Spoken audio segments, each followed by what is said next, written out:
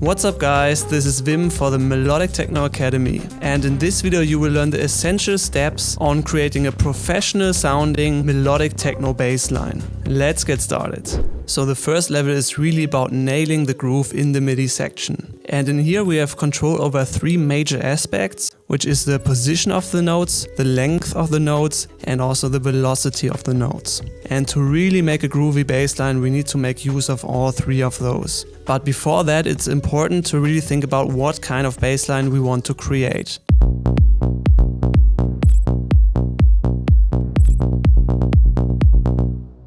And generally speaking, if we want to create a more minimal bass line for a minimal techno track, we don't want to occupy too much space in the bass line and rather let the kick take over our track. And the more driving we want our track to be, usually the more space we want to occupy with our bass line. And that doesn't necessarily mean that we do a 16th note bass line where we really occupy every single note of the track. We can also use some delay to fill in some gaps between our bass hits, or for example a tom sound or another bass synth that is layered on top of our main layer. So with that in mind, let's get started creating this bass line. And I already choose a preset here from a new preset pack that I'm working on right now, but it doesn't really matter which sound you're using. The only thing that is really important that we also want to apply some velocity changes later in the MIDI settings here. So for this, I'm just going to apply some velocity on the volume over here and also some velocity on the filter cutoff over here, or you could also do it directly on the filter straight over here. And now, for example, I can jam around with my keyboard.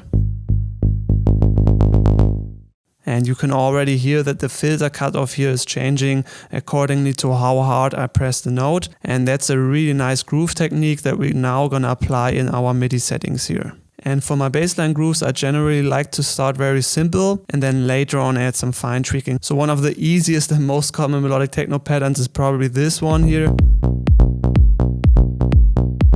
But for this tutorial I want to take it a couple steps further, and we could start off with also a very basic pattern like this. But this one sounds very like a beginner track, so now we're gonna duplicate it and really go into the note length. For example, we could extend this note over here, and then we can play around with the velocity settings and also add some kind of ghost notes in the front or later, which really make this groove way more interesting. So you can see already the small changes here make already a big difference.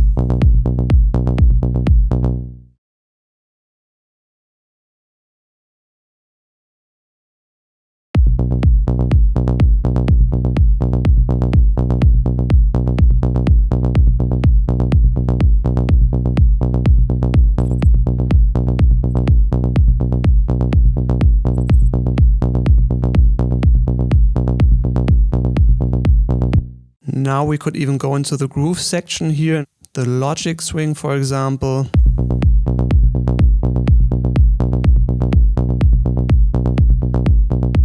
Just a very subtle change.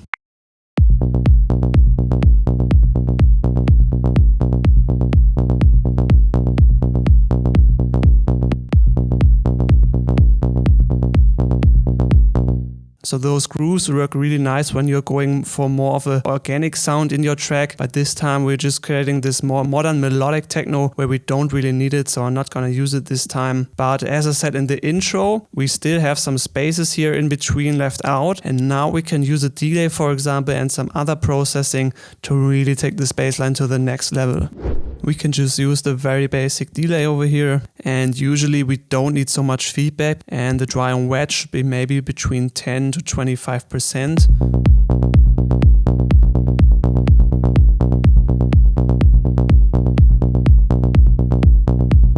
And we can try the ping pong mode.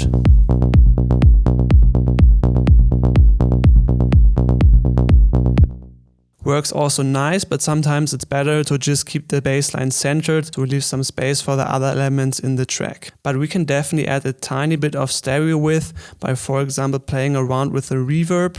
And usually we just want to really apply a minimal amount of reverb between 5 to 10%. For now I'm going to leave it up here so we can fine tweak it better, but we definitely don't want to have it destroying our mix. I'm going to turn it into the high quality mode here, and we don't really need any of those features for now. So for the bass line we could either use a very short decay time and kind of just have this reverb as a tiny extension of our bass line here, or what I personally really like are those big hall reverbs around 3 to 4 seconds, and then just mixed in very, very slightly just to get this kind of big room feeling in your track. So that's obviously way too much. We can turn the size down a bit. And the diffuse also.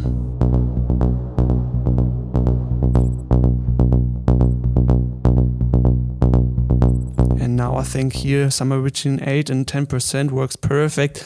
Let's see how this sounds with the kick together.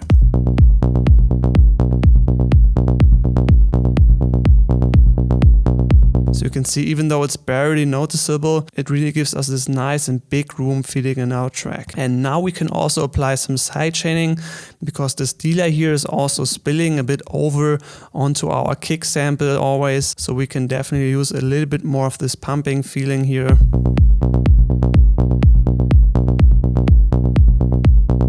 And now it's really nice that we have the reverb afterwards, because the reverb is again smoothing this heavy sidechaining out a little bit. And one problem I still have with this bass line is that it's really dynamic, and I want to show you this in the Pro Limiter by FabFilter here.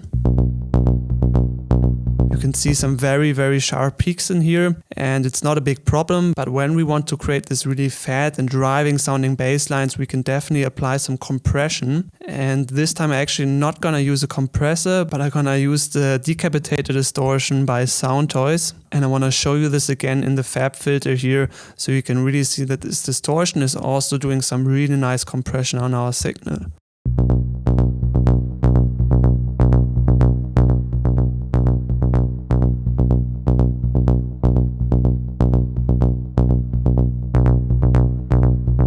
Now you can really see it. We have the same peak level, but those lower notes and also the decay of the signal is really getting distorted to the top. Now without it, very sharp peaks. For my taste, this is a little bit too much drive now, but I just wanted to show you this. Now we can take it a little bit back around here.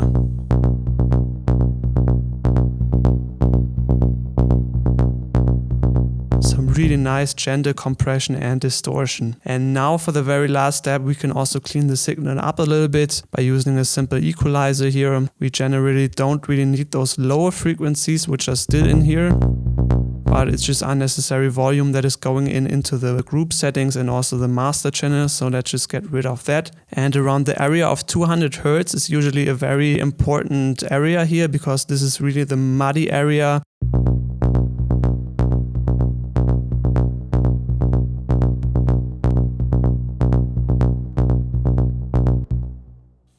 And in order to leave a little bit more space for the other elements, I think we don't need so much high frequencies in the bass line.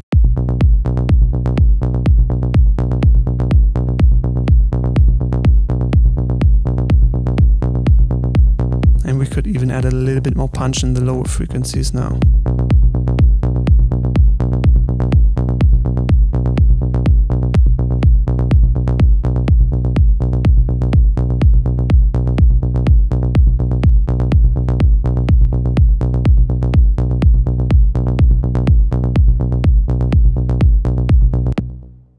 Now, in order to get a really nice low end, it's also very important that we level out our kick and bass line accordingly. And a general rule of thumb is that you want to have your bass line about 1 to 2 dB lower than your kick. And you can see this already here. We're exactly 1 dB lower than the kick. And of course, this is just a general rule, so you should always trust your ears. But I think we already nailed the perfect level here.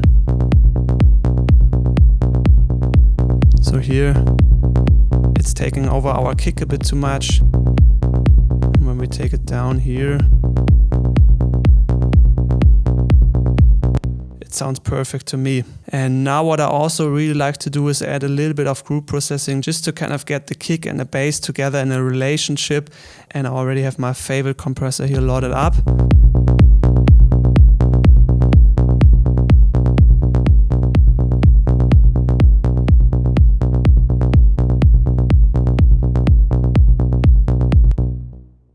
then I really like to add a little bit more punch in the very subby frequencies here, around 30 to 60 Hertz. This is a really nice equalizer here from Analog Obsession.